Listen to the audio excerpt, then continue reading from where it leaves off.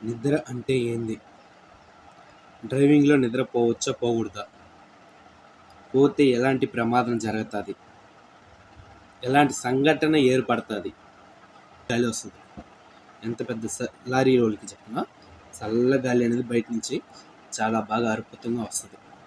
ఆ టైంలో మీరు భోజనం చేసేసి బండి డ్రైవ్ చేశారంటే ఫుల్‌గా తినమాకండి. ఏదో లైట్‌గా ఒక ఇడ్లీయో, ఒక దోసో లైట్‌గా తినేసి బయలుదేరేసారంటే అంత ఇబ్బంది ఏం జరగదు.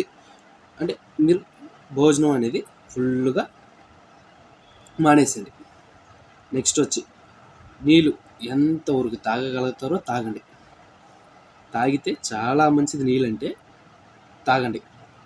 నెక్స్ట్ కూల్ డ్రింక్స్ అలవాటు ఉండేవాళ్ళు కోకు ఏదో ఒకటి, ఇప్పుడు పండ్లు జ్యూసు, పండ్లు ఇవన్నీ ఏదో ఒకటి చూసుకోండి.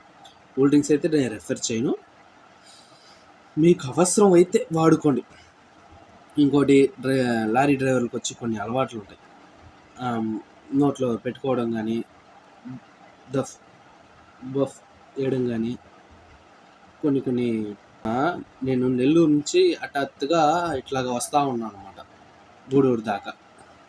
ఆడ కాగితాలపూడి రోడ్డు ఉంది కదా, ఆ కాగితాలపూడి ముందు కాఫీ షాపు పెట్రోల్ బంక్ ఉంటుంది అనమాట. ఆ పెట్రోల్ బంక్ యువతల ఒక ఏరు ఉంది, నీళ్ళు పోతాయి కదా ఆ ఏరు కింద ట్యాంకర్ వచ్చి పోతా ఉందనుకుని షూటింగ్ ఏదో తీస్తున్నారా అనుకుని దగ్గరికి పోయి ఆగా. చూస్తే పాపం ఇదే నిద్ర వల్ల ఆ ట్యాంకర్ వస్తా అటు కట్ అయ్యి ఆ బ్యాడీ గడ్డ అంతా పగల కొట్టేసి ఏట్లో పడిపోయింది పాపం. ఎవరికి కాలా, ఎవరికి ఏం కాలా.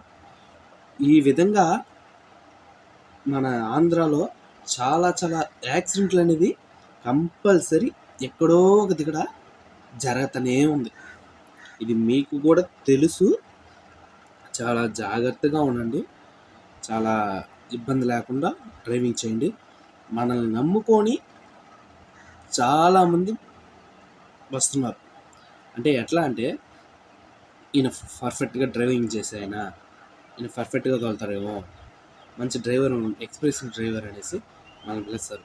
నిద్ర అనేది ఎక్స్పీరియన్స్ ఏం లేదండి. ఎవరికైనా నిద్ర అనేది ఖచ్చితంగా వస్తుంది. కస్టమర్లకు కూడా చెప్తున్నాను, అర్జెంట్ అన్నారంటే రాత్రిపూట అనవాకండి. డ్రైవర్ ఇష్టానికి వదిలేయండి.